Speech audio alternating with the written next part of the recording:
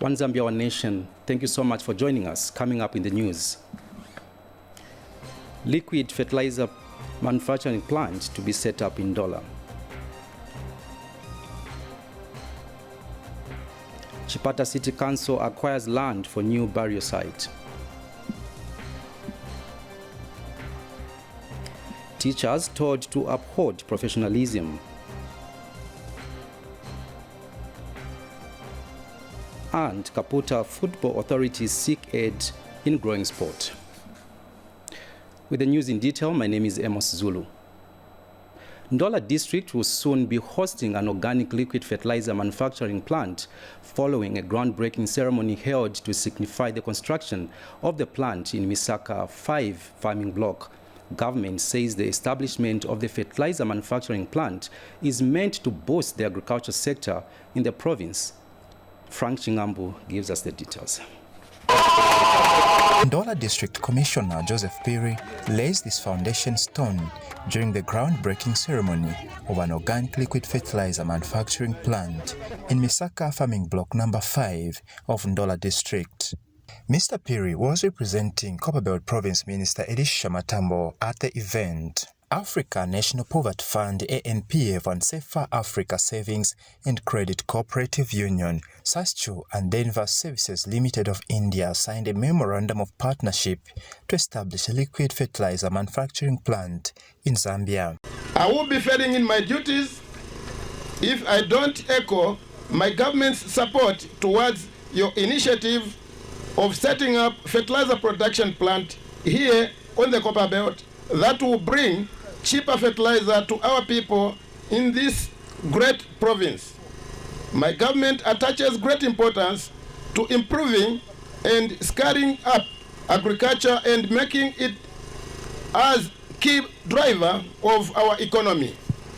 As a demonstration on how effective the fertilizer that will be manufactured from this plant, ANPF President Tresford Chomba has indicated the two Zambian organizations are however expected to buy at least 20,000 by 1 liter containers of fertilizer at a cost of $180,000 from Denver for these farmers that have already joined the cooperative. I want to announce to you, the District Commissioner, representing the Honorable Minister, that these people that you see through their contributions in membership, we have raised the 200,000 kwacha towards the 2.750 million kwacha. The fertilizer plant, once complete and operational, is said to be supplying cheap fertilizer to farmers. I think this is a very fantastic opportunity for us as farmers, especially that at the moment the granular fertilizer is very expensive. And then it does not come only as a fertilizer, but the other opportunity is also being presented by the same cooperative. To hear for especially value addition to our products, that's very welcome. We plant what could buy fertilizer and liquid.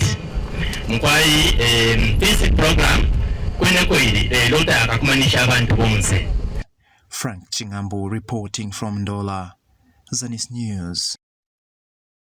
Thank you, Frank, with that report. Meanwhile, several cassava fields belonging to small-scale farmers in Mwansabombwe district have been destroyed by the brown stake disease. District Agriculture Coordinator Ruben Chandwe disclosed the development after conducting a visit in a number of affected fields. Here are the details. Small-scale farmers in Mwansabombwe district who depend on cassava as a main source of food are likely to experience hunger. This is because their cassava fields have been attacked by brown streak virus. Ichabulanda chakutira tuteingi ile Ebola afikonkolo file pona fi felimbiwenga mona kufikope tute kuli fo bwali babutala ine tuteta yefika kuli 2 years ni fiata mpoko mweba ati mwimbe tapai pona nguchimwe chili konge ifine file moneke tute na Ebola kuisamba kanshi twalilima 3 mwa ulo kusombala mona fena ngukamo tsaka fye tuwiri. Ruben Chandwa is District Agriculture Coordinator. There have been numerous complaints coming from small-scale farmers that there's a disease that is damaging the cassava crop. Now, we have actually found out that it is true. About 4,000 hectares have been damaged. Town Council Chairperson Tirio Chungu and District Commissioner Morton Skazwe conducted a fact-finding visit to some of the affected fields. And according to the farms that we've sampled so far, we find out that it's true, the farms are affected, and a lot of people have lost their crops, cassava. So I would like to appeal to the government if they can bring up some intervention so that poverty cannot break out in Mwansabombo district. I'm just appealing to the provincial coordinator, national coordinator, and the vice president. So I'm asking the quick intervention so that we see how we can help our people. We give them fertilizer so that they can change their farming strategy. Lewis Changwe, Zanis, Mwansabombo. In other news, government has assured settlers of Mpima degazetted forest that no one will be displaced from the area following misconceptions that were earlier raised on the matter. Daniel Billy reports that this was revealed when the Minister of Local Government and Rural Development, Gary Nkombo, and his counterpart from Ministry of Lands and Natural Resources, Elijah Muchima, visited the settlers to assure them of government support. These are the settlers of Mpima degazetted forest, where the local authority has advertised about 511 plots after beckoning about 2,000 hectares of the degazetted land. Their fear of eviction has been reduced after being assured by government that they will not be displaced without any alternative. Minister of Local Government and Rural Development, Gary Nkombo, made this assurance. Those who have built structures, you will not be moved to anywhere. Those who have temporary structures, bakuti balichape na mamunda, imbelaneka, bakuti bachoka kutani, bali machape kucha, abo tizafendeza mamunda hao kuenda kubuyo, bazamba kulima. Tambelana, so ngati munamanga nyumba, balinga munamanga chape nyumba, si munda chape, if you have a temporary structure na munda, zaenda community national design kuti kuzankala tumafamu. Ima mnamanga manyumba yano, no one will break your houses, you'll be assimilated mujamkati mu plan. Lands and Natural Resources Minister Elijah Muchima has also assured the settlers that government wants the best for them. Hectares, which was degazetted. So far the council has taken 500 for planning. So for the development. But now, do you want to continue saying as if in Burukubush? We want the town also to move this way. Now, when we want the town to move in this direction, we don't want to displace you. When they're advertising those plots, they are doing that, you need also to be given chance. That's why now they carried out the socio-economic survey. Meanwhile, some settlers heard this appeal to government. People who believe in truth, we do not allow lies here. We only want truth and nothing else but the truth. Let the people who are settlers, let them settle. They have nowhere to go. For Zanis News, I'm Daniel Billy in Kabwe, Central Province. We now take you to Eastern Province, where Chipata City Council says the authority is working towards acquiring land for putting up a burial site. The local authority has over the years been using privately owned land as an alternative burial site. We have the rest of the story from Sylvester Chishimba. The Chipata City Council has for some years now been offering burial services to the members of the public and operating a dumping site on privately owned land. According to Council Public Relations Manager Theo Mambewe, the local authority has up to now not yet secured land for the dumping site and burial ground. Chipata City Council currently has plans to acquire or purchase land for development of the city. And the council intends to designate or segment part of this land once purchased for a dump site and a burial site. So once that is finalized, the public obviously will be kept up to date. The local authority is aware of the concerns and the need for a burial site and a new dump site location, and the council is actively working on establishing a burial site and a dump site. A spot check at St. Anne's Cemetery revealed that the burial space on the land given out to the local authority by the Catholic Church in Chipata to conduct burial services is almost filled up. Malo yaliko, even 10 years we can go. Uno nikufuna beka abantu wa mama funa kuna kusai. Tempako kwetiwa ititumile ko bulldozer or grade tipangile ko mse. Wa Catholic malo banapeleka. But huku tukalikuenda kumwamba. At the moment hapa this is the current dumping site. Here, scavenging is the order of the day.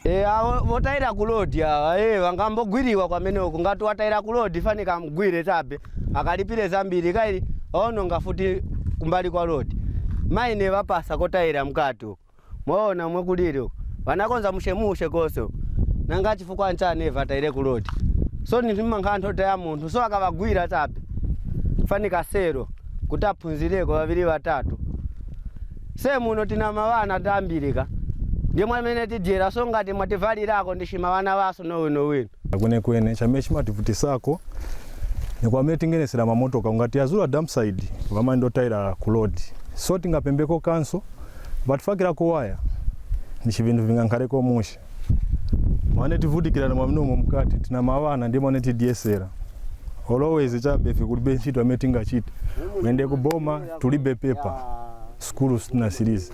Sylvester Shimba reporting for Zanis in Chipata District, Eastern Province. The news continues. Now, Katuba Member of Parliament Mwabashike Nkulukusa has expressed disappointment that only one from the 8 teachers allocated to Kabile School, which caters for both primary and secondary education in his constituency, has reported for duty. Sande Bwalia has more. Kabile Primary School in Katuba constituency is one of the schools that have benefited from the massive teacher recruitment, as it was allocated 8 teachers. However, this number is only on paper, as only one teacher has so far reported at the station, leaving the school authority wondering when the rest will report. We also need the teachers. Us as primary, we are only 4, that is the head teacher and the deputy head included. So there are only 2 teachers who are teaching from preschool up to grade 7. Thank God the new Dawn government gave us 8 teachers, 8. But out of these 8, only 1 has reported. So the other 7, we don't know where they are. So we are appealing to the MP who has visited our school to at least assist us. Look for these 7 teachers who are supposed to be at Kabile Primary. We really need them.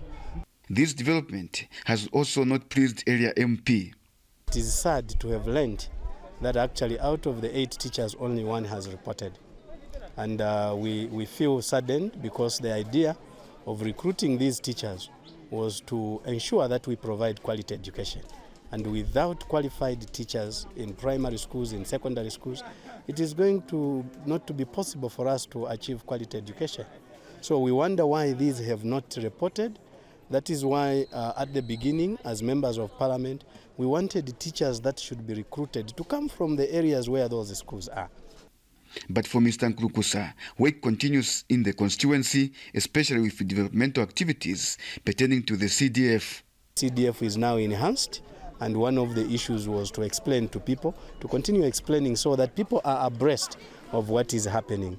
So we explained to them that here at Kabile, we put aside 280,000 to finish a 1x4 classroom block that is supposed to be for Kabile Secondary. As you are aware, many of these schools were just established by pronouncements without any assistance, and the new Dawn government wants to make sure that these pronouncements are put to reality. The CDF programs are gaining momentum in Katuba constituency, although the new recruited teachers have not reported in the area. Hence, there is need for the Minister of Education to resolve the matter. For Zanis in Katuba, Central Province, I am Sande Waria. Experts in the teaching fraternity have cautioned teachers to remain committed to duty and ensure that they provide quality education to the learners. The call comes ahead of the Teachers' Day celebrations on Wednesday, October 5th, 2022, to be held under the theme, Transformation of Education Begins with Teachers. Transformation of education begins with the teacher. This is the theme under which teachers will celebrate their day tomorrow. Meanwhile, as teachers celebrate the International Teachers' Day, the Teaching Service Commission has urged them to commit themselves to duty. The gratification of a teacher is knowing that you have built a person into a useful citizen.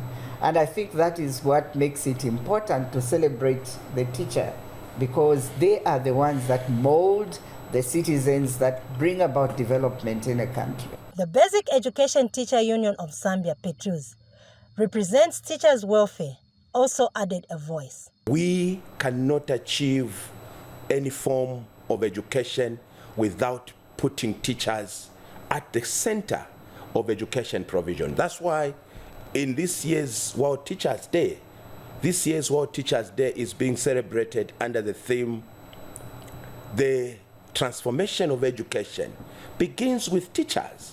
And to us, we begin to realize that globally, I think there is a realization that we cannot achieve meaningful education transformation. I think that's what we need, like for now. There is need for us to begin to change how we do business. There is need for us to begin to reform and beginning to appreciate that we cannot do business as usual. And the Teachers Union of Zambia also urged government to promote teachers who have served in the service for many years. It is also unacceptable to have close to 20,000 teachers teaching so many years without being upgraded despite acquiring higher qualifications. Teachers are the pillar of strength and the guiding force in students' lives, thereby contributing to national development. Adalia Mainga reporting for Zanis in Lusaka.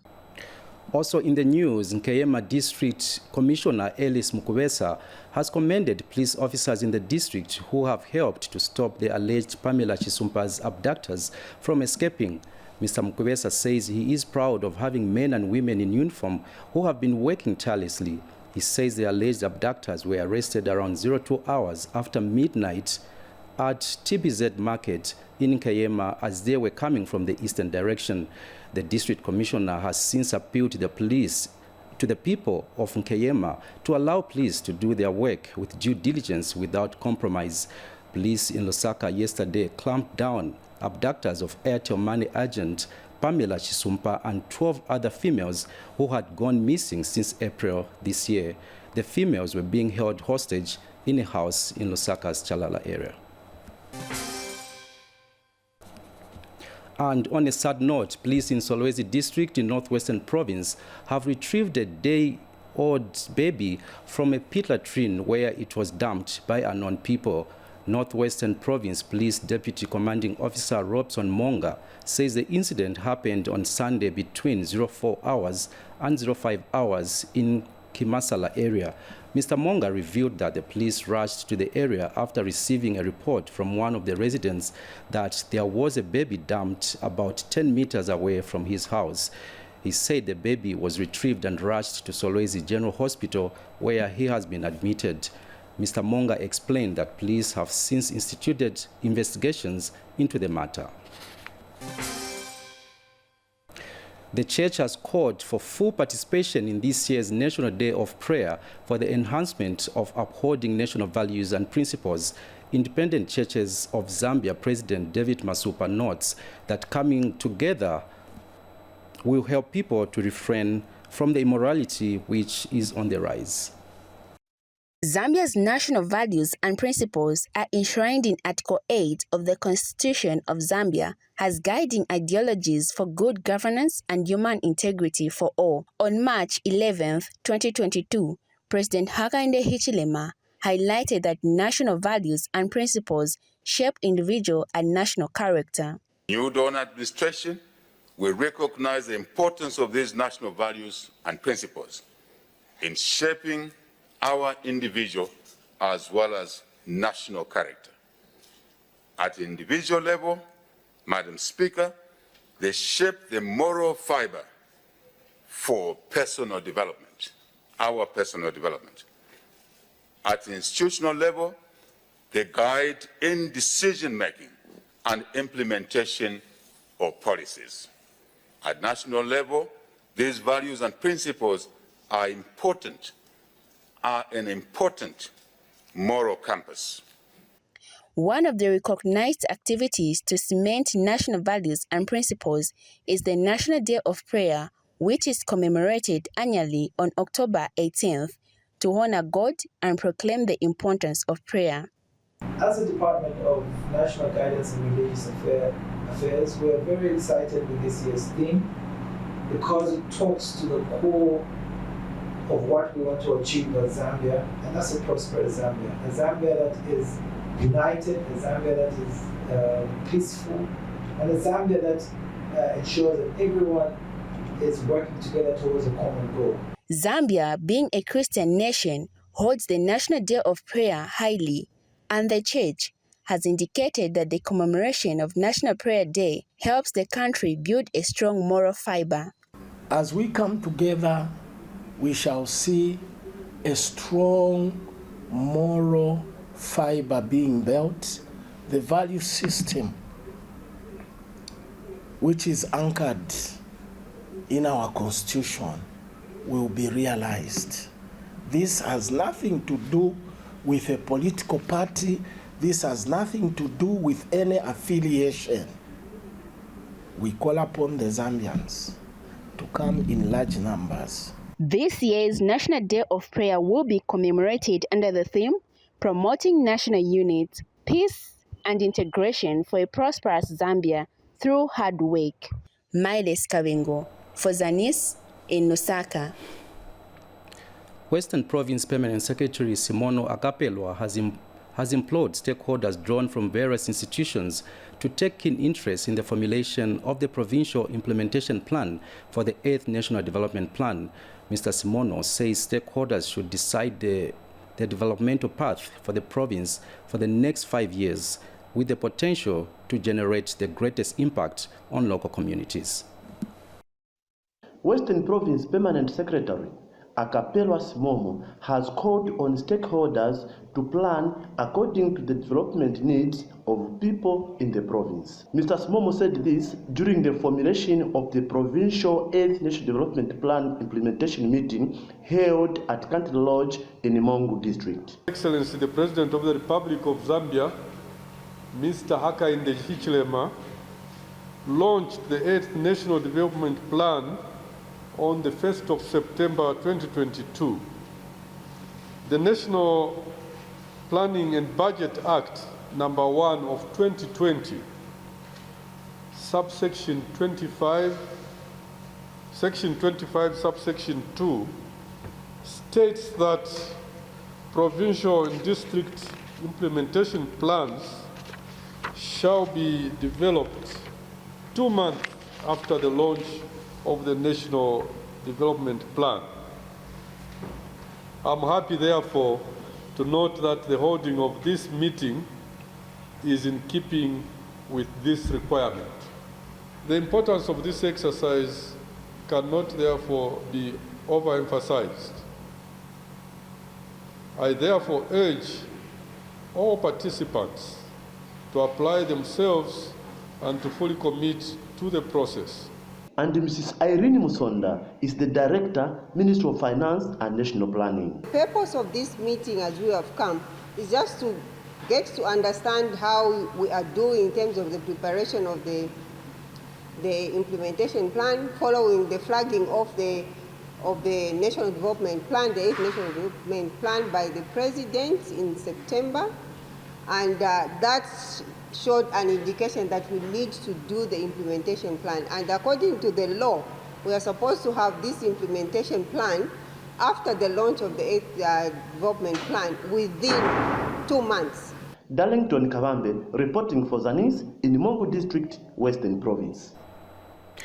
In Southern Province, Chief Chikanta of the Tonga people of Dundumwezi in Kalomo District has called on government to facilitate the establishment of palace museums in all the 284 chiefdoms across the country.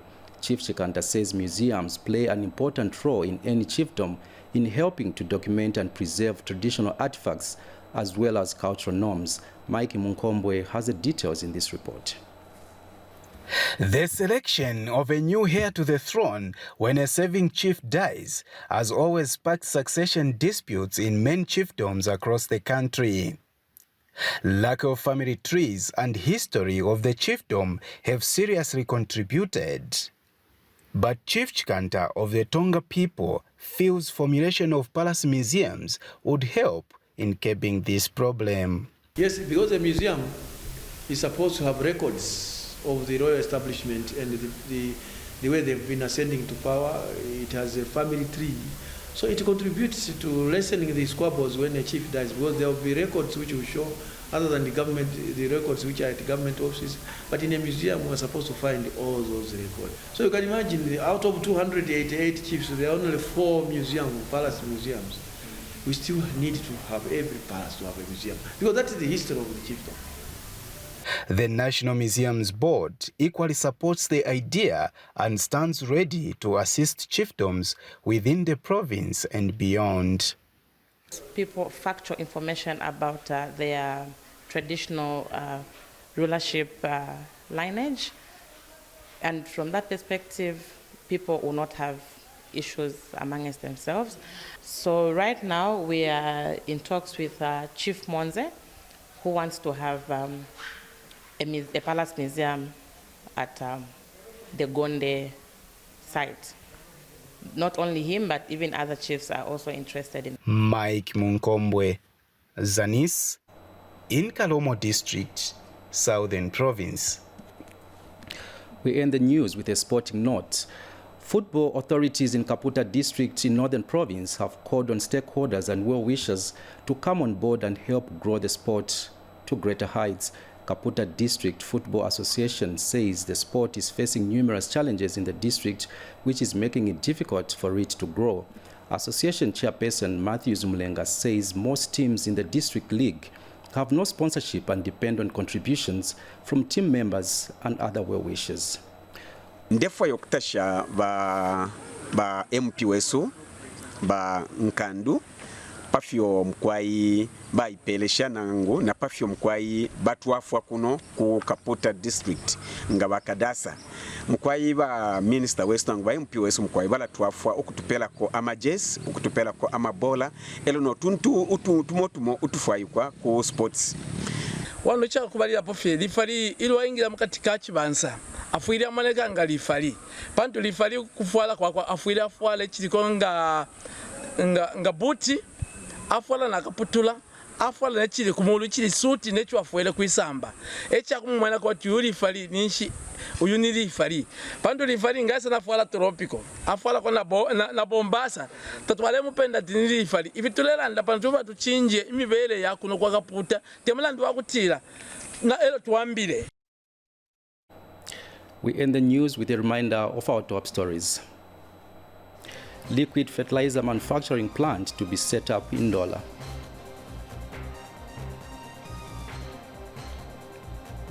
Chipata City Council acquires land for new burial site. Teachers told to uphold professionalism. Kaputa Football Authorities seek aid in growing sport. That's it. Thank you so much for watching. Bye for now.